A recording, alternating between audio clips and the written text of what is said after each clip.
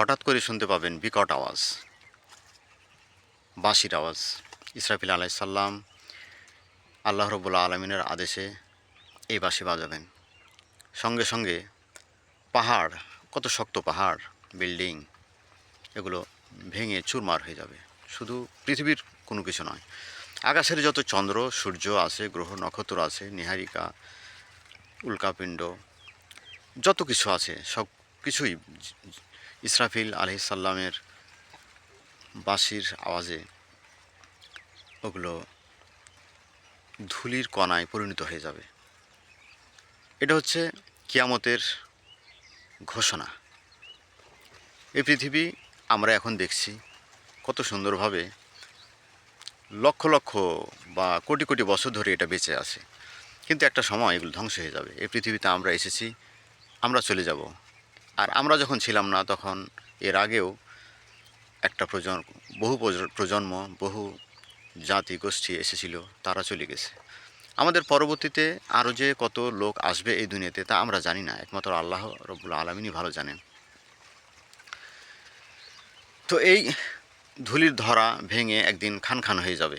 আমাদেরকে আল্লাহ রব্বুল আলামিনের দরবারে উপস্থিত হতে হবে এবং তিনি আমাদের সমস্ত কর্মের হিসাব গ্রহণ করবেন। কি কর্মের হিসাব গ্রহণ করবেন? আমরা আল্লাহ রব্বুল আলামিনের পা টিপে দিয়েছি নাকি দেই না, এটার না। আমরা আল্লাহ রব্বুল আলামিনের কাপড় কেচে দিয়েছিলাম কিনা, এটার। আল্লাহ অসুস্থ হয়ে গেলে আল্লাহকে আমরা চিকিৎসা করেছি কিনা, এটার। আসলে এগুলোর কোনো হিসাব আমাদেরকে দিতে হবে না। আল্লাহ রব্বুল আলামিনের এগুলোর কোনো প্রয়োজন নেই। আমাদের কাছে আল্লাহ রব্বুল আলামিন যে হিসাবটা নেবেন সেটা হচ্ছে যে আমাদের অপরাধের, তার নিয়ামতের, আমাদের অপরাধের হিসাব তার কাছে দিতে হবে এবং আল্লাহ যে নিয়ামত আমাদেরকে দান করেছেন তার হিসাব আমাদেরকে দিতে হবে। এই দুনিয়াতে আমরা যত কিছুই করি, এই যে জমিনের ভাড়া কিন্তু আমরা আল্লাহ রব্বুল আলামিনকে পরিশোধ করি না। আমরা সূর্যের আলোর বিল কিন্তু পরিশোধ করি না। বৃষ্টি যে পানি, বৃষ্টি থেকে যে আমরা পানি প্রাপ্ত হই, মেঘ থেকে যে আমরা পানি প্রাপ্ত হই, সেটার বিলও কিন্তু আল্লাহ রব্বুল আলামিন আমাদের কাছে নেবেন না। আমাদেরকে উনি শুধুমাত্র এই দুনিয়াতে তার গোলামি করে যেতে বলেছেন। আল্লাহর গোলামি হচ্ছে শুধুমাত্র একমাত্র তারই ইবাদত করা এবং এর সঙ্গে অন্যকে না ডাকা। এবং হজরত মোহাম্মদ সাল্লাল্লাহু আলাইহি ওয়াসাল্লাম যে নিয়ম নীতি দেখিয়ে দিয়েছেন তার আনুগত্যের, সেই নিয়ম নীতি ফলো করে তার আনুগত্য করে যেতে হবে। তাহলেই পরকালে আমরা নাজাত পাব। যদি আমরা এর ব্যতিক্রম কিছু করি তাহলে আমাদের তো সেখানে কোনো আশ্রয়স্থল নেই এবং আমাদের জন্য কোনো সুপারিশকারী নেই। আমাদের জন্য কোনো সেই পরকালের কঠিন শাস্তি থেকে মুক্তির জন্য কোনো পারিশ্রমিক বা কোনো মজুরি এই দুনিয়ার যে ডলার, টাকা, স্বর্ণ, রৌপ্য, এগুলো কোনো কিছু সেখানে কাজ করবে না। তো এই দুনিয়া যেমন বাস্তব আমরা এখন দেখছি, একটা বিষয় খেয়াল করি যে মায়ের পেটেও একটা সময় ছিলাম যখন এখন আমাদের কাছে মনে হয় সেটা হচ্ছে বা স্বপ্ন, আমরা তো সে বিষয়ে কিছুই জানতাম না, কিন্তু আমরা সকলেই কিন্তু মায়ের পেটে ছিলাম। অনুরূপভাবে পরকালে আমাদেরকে পাড়ি জমাতে হবে। সেই হাসরের মাঠে যখন আমরা দাঁড়িয়ে থাকবো তখন এই দুনিয়া জীবনটাকে আমাদের কাছে মনে হবে এটা একটা স্বপ্ন ছিল। মনে হয় 1 ঘন্টা 2 ঘন্টার দুনিয়া ছিল, বেশিক্ষণ ছিল না, এরকম আমাদের প্রত্যেকের কাছে মনে হবে। তো ওইরকম চিন্তা আসার পরও আমাদের কোনো লাভ হবে না। আমরা যাই চিন্তা করি না কেন, আমরা এখানে যতদিন বেঁচেছি আমাদের হায়াতের হিসাব দিতে হবে, আমাদের যৌবনকালের হিসাব দিতে হবে, আমরা কোন পথে পয়সাগুলো খরচ করলাম সেই এটার হিসাব দিতে হবে এবং আমরা আল্লাহ রব্বুল আলামিনের পথে কি কি কাজ করলাম, কি হারাম কাজ করলাম, কোনটা ফরজিয়াত আদায় করলাম, কোনটা করলাম না, আল্লাহর কাছে আমাদেরকে এগুলোর হিসাব দিতে হবে। তো প্রত্যেকটা ব্যক্তি, প্রত্যেকটা যুবক ভাই সকলের উচিত হচ্ছে যে দৈনন্দিন কাজের হিসাবগুলো দৈনন্দিন যেন আমরা নিয়ে ফেলতে পারি। দৈনন্দিন কাজের হিসাব বলতে সকাল থেকে আমি ফজরের নামাজ পড়লাম কিনা, আমি রাস্তায় গিয়ে দুজন মানুষের সাথে দেখা হলো বা কিছু লোকের সাথে দেখা হলো, মুসলিম তারা, তাদেরকে সালাম দিলাম কিনা, তারপরে হচ্ছে যে পিতামাতার খেদমত করলাম কিনা, পাড়া প্রতিবেশীর যে হক, তারা সুখে আছে নাকি দুঃখে আছে, তাদের ভিতরে কোনো লোক অসুস্থ আছে কিনা, আমি রুগীটার খেদমত করলাম কিনা। আল্লাহ রব্বুল আলামিন কিন্তু এগুলোর হিসাব নেবেন এবং আমাদের প্রত্যেকের এই হিসাবগুলো চেক করে নেওয়া উচিত। মৃত্যুর আগে প্রত্যেকেই আমরা যেন চেক করে নিই যে আল্লাহর কাছে আমি যে যাব, আমি কী আমল নিয়ে যাব। সে আমলগুলো যদি এমন হয় যে সেদিন দেখে আমাকে আফসোস আর পরিতাপ করতে হবে, তাহলে তো খারাপ। আল্লাহর যতগুলো আদেশ নিষেধ আছে সেগুলো কি আমি জানি? আমি জানি না। যদি না জানি তাহলে আমি পালন তো করলাম না। দেখেন এলাকাতে আল্লাহ তাআলা কোরআনে বলছেন, তোমাদের মধ্যে যারা আইয়িম তোমরা তাদের বিবাহ সম্পাদন করে দাও। দেখা যাচ্ছে একটা সমাজে কিছু বিধবা মহিলা থাকে, তাদের বিয়ের ব্যবস্থা আমরা করি না। ছেলেরা যদি মোটামুটি একটু বড় হয়, তারা মান সম্মানের ভয়ে, লোকলজ্জার ভয়ে মায়ের বিয়ে দেয় না, বোনের বিয়ে দিতে চায় না। এটা হচ্ছে একটা খারাপ বিষয়। আল্লাহ রাব্বুল আলামিন কোরআনে বলেছেন তাদের বিয়ে দিতে এটা আমাদের করতে হবে। তারপরে মোহরানা আদায় করা হয় না। এগুলোও কিন্তু যুবকদের দায়িত্ব, মুমিনদের দায়িত্ব। এগুলো যদি আমরা পালন না করি তাহলে আল্লাহর কাছে হিসাব দিতে হবে। তো আরও আছে কাজ। মানুষ আজকে অর্থের অভাবে পড়ে ঋণ নিতে যাচ্ছে। সেই ঋণ সুদের উপরে ঋণ নিতে যাচ্ছে। যদি আমরা একে অপরকে ধার দেওয়ার কাজে উৎসাহিত করি এবং নিজেরাও যদি সম্ভব হয় কিছু ধার দিই, তাহলেও সেটা কিন্তু আমাদের সুদি যে কাজ কারবার সেখান থেকে মানুষদেরকে বিরত রাখার একটি উপায় হয়ে যেতে পারে। এরপরে হচ্ছে যে সমাজের ভিতরে মাদক ছড়িয়ে পড়ছে। মাদককে নির্মূল করার জন্য মুমিনদের আসলে এগিয়ে আসা উচিত। আলেম ওলামা সহ সকল মুমিন ভাইদের এগিয়ে আসা উচিত। মাদকের প্রচার যেন না হয়। তারপর একে অপর প্রতি হিংসাত্মক আচরণ, কঠোর রুড মেজাজ, কড়া ভাষা আমরা ব্যবহার করছি। আমরা কওলা লাইয়িনা, নরম ভাষা, কওলা মারুফা, সুন্দর কথাবার্তা আমরা মানুষকে বলতে পারছি না বলতে এগুলো আল্লাহ রাব্বুল আলামিন ফরজ করেছেন। কাল হাসরের মাঠে আল্লাহ আমাদের কাছে এগুলোর হিসাব নেবেন।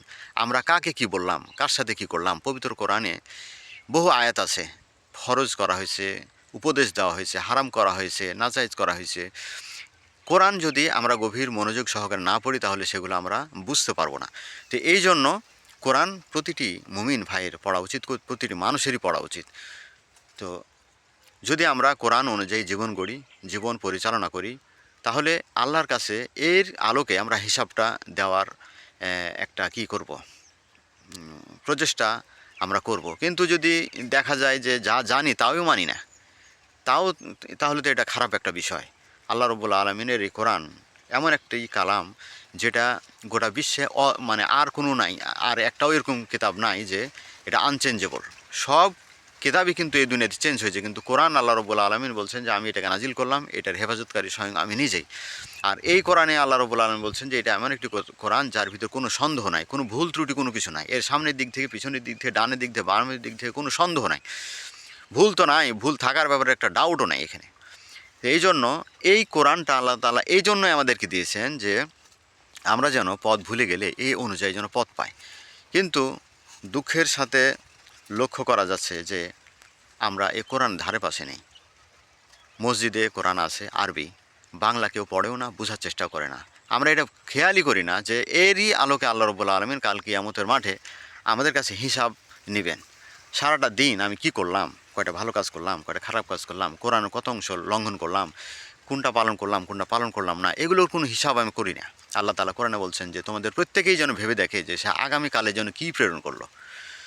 প্রতিদিন এশার নামাজের পর বা একটু রাত্রে গভীর মনোযোগ সহকারে প্রত্যেকে চিন্তা করার চেষ্টা করবেন যে আমি সারাটা দিন এই সকাল থেকে সন্ধ্যা পর্যন্ত বা রাত পর্যন্ত যে কোথায় গেলাম, কার সাথে কী কথা বললাম, কোথায় মিথ্যে কথা বললাম, কার সাথে প্রতিশ্রুতি লঙ্ঘন করলাম, কার বাড়িতে বিনা অনুমতিতে সালাম না দিয়ে আমি প্রবেশ করলাম, এগুলো একটা হিসাব নেবেন। নিজের হিসাবটা নিজে নেবেন। তাহলে আমি যদি প্রতিদিন হিসাবটা প্রতিদিন মিলিয়ে নিতে পারি যে হ্যাঁ আমি আজকে এতটি হারাম কাজ করেছি, এতটি জায়েজ কাজ করেছি, এতটি কি বলা যায় ফরজিয়াত পালন করেছি, আর আল্লাহর কাছে যদি আপনি সে অনুযায়ী যান তাহলে আশা করা যায় যে আপনার ভার লাঘব হয়ে যাবে ইনশাআল্লাহ। এই কারণে যে ছাত্র দুনিয়াতে লেখাপড়া করে, হ্যাঁ দুনিয়ার জীবনে সে ভালো পরিশ্রম করছে পরীক্ষা পাস করার জন্য, সে ছাত্র ওই পরীক্ষার হলে যাওয়ার আগেই সে বুঝতে পারে যে সে কত মার্ক উঠাতে পারবে। ওই একই রকমভাবে যে একটা পচা ছাত্র সে যদি লেখাপড়া না করে আর যদি শুধুই মাত্র স্কুলে যায় তাহলে সেও বুঝতে পারবে যে সে আসলে পাস করবে না, ফেল করবে। অনুরূপভাবে দুনিয়ার জীবনে আমরাও যদি চেষ্টা করি, কোরআন পড়ি আর সে অনুযায়ী যদি আমল করি, তাহলে একজন ব্যক্তি এটা ধারণা করতেই পারে যে হ্যাঁ ইনশাআল্লাহ আমি আল্লাহর বিচারে আমি কি হব, পার পেতেও পারি। এরকম একটা তাদের কি থাকতে পারে, কনফিডেন্স এসে যেতে পারে। তো এই জন্য আর আমরা আমাদের সমাজের ভিতরে যে সমস্ত ভাইয়েরা আছেন, আমাদের বাংলাদেশে বখাটেদের সংখ্যাটা বেড়ে যাচ্ছে। খারাপ মানুষের সংখ্যা বেড়ে যাচ্ছে, ভালো মানুষের সংখ্যা মনে হচ্ছে আল্লাহ তাআলা আসমান থেকে মনে হয় কোনো যতটুকু হেদায়েত দিচ্ছেন ততটুকুই, আমরা আমাদের কথার দ্বারা কাউকে মনে হচ্ছে সঠিক পথে আনতে পারছি না। এজন্য প্রত্যেকটা মানুষের চেষ্টা করা উচিত যে অপর মানুষকে ভালো পথে আনার চেষ্টা করতে হবে। এটা কিন্তু ফরজ। প্রত্যেকটা নবী রাসূল কিন্তু এই কাজটা করেছেন যে মানুষদেরকে, পথভ্রষ্ট মানুষদেরকে পথে ফিরিয়ে নিয়ে আসার চেষ্টা করা। যদি আমরা এরকম করি তাহলে আল্লাহ রাব্বুল আলামিন পরকালে আমাদেরকে জান্নাত দান করবেন, এবং এই দুনিয়াতে আমার কথার দ্বারা যদি একজন ব্যক্তিও অসৎ কাজ থেকে বিরত থাকে, কড়া কথা বলার পরিবর্তে সে নরম নরম কথা বলে এবং সুন্দরভাবে কথা বলে, তাহলে ওর সওয়াবটা কিন্তু আমার আমলনামাতে আল্লাহ রাব্বুল আলামিন লিখে দিবেন। কিন্তু ওর সওয়াব থেকে আবার কমতিও করা হবে না, দুজনকেই সমান সমান সওয়াব আল্লাহ তাআলা দিয়ে দিবেন।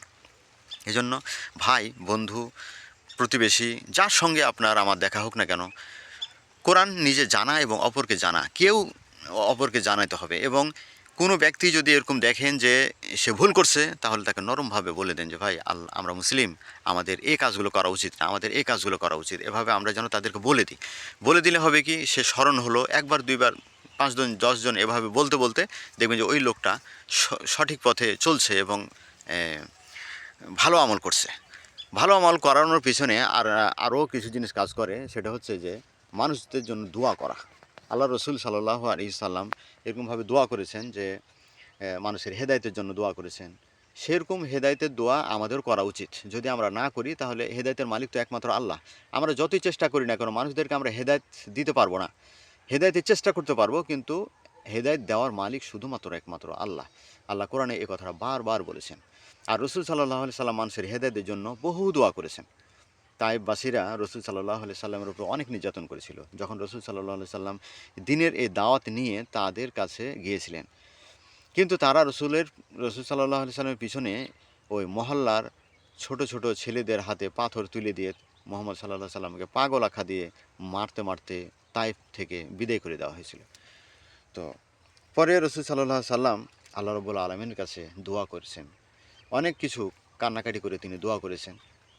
তো সেই দোয়া সহ আরও বহু সাহাবীর জন্য রসুল সাল্লাল্লাহু আলাইহি সাল্লাম দোয়া করেছেন। সেই দোয়া আল্লাহ তাআলা কবুল করেছেন। ফলে অল্প দিনেই, মাত্র 23 বছরের ভিতরে, একটা আইয়ামে জাহিলিয়াতটা কী হয়ে গেছে, সোনালী যুগে পরিণত হয়ে গেছে, যেখানে নারীদের কোনো হক দেওয়া হতো না। তারপরে যে কোনো বিবাদ মীমাংসার ফয়সালাটা তলোয়ার দ্বারাই করে দেওয়া হতো। সবাই সেখানে যোদ্ধা হতে বাধ্য থাকতো, পুরুষেরা সবাই সেখানে যোদ্ধা হতে বাধ্য থাকতো। আর নারীদের কোনো মূল্য সে সমাজে ছিল না। খুব ধনী ঘরের মেয়েরাই কেবলমাত্র মূল্যায়িত হতেন। এই জন্য রসুল সাল্লাল্লাহু আলাইহি সাল্লাম নারীদের ব্যাপারে কথা বললেন, আল্লাহ তাআলা নারীদের ব্যাপারে আয়াত নাজিল করলেন এবং নারীদেরকে পিছনের স্থান থেকে তাদেরকে পুরুষদের প্রায় পাশাপাশি বসিয়ে দিলেন। শুধুমাত্র এতটুকু জিনিস রেখেছেন যে নারীদের ওপরে পুরুষদের কর্তৃত্ব আছে, নেতৃত্ব আছে, কিন্তু পুরুষদের উপরে নারীদের নেতৃত্ব কোথাও নাই। এই জন্য নারীরা অধঃপতনের অতল অবস্থা থেকে এখন পুরুষের পাশাপাশি তারা আছে। তারা মসজিদে যেতে পারে, হজে যেতে পারে, হ্যাঁ, জমির ভাগ পেতে পারে, তাদের কথা বলার অধিকার আছে, তাদের শিক্ষার অধিকার আছে। সব কিছু কিন্তু ইসলাম অ্যালাউ করে। আসলে আল্লাহ তাআলা নারীদের উপরে এখানে জুলুম করেন নাই কোথাও, নারীদেরকে তাদের হকটা ফিরিয়ে দিয়েছেন। কিন্তু আমরা তাদের হক সম্বন্ধে ওয়াকিফাল নই। আমাদেরকে তাদের হক সম্বন্ধে জানতে হবে এবং তাদের হকগুলো তাদেরকে দিয়ে দিতে হবে। তাদের মোহরানা আমরা দিচ্ছি না, তাদেরকে আমরা খেতে খামারে গরুর মতো কাজ করাই। তারপরে তাদের জন্য আল্লাহ তাআলা গৃহের ব্যবস্থা করেছেন, তারা ঘরে থাকে। কিন্তু পুরুষদেরকে আল্লাহ তাআলা বানিয়েছেন হার্ড করে, তারা হার্ড পরিশ্রমগুলো করবে। তো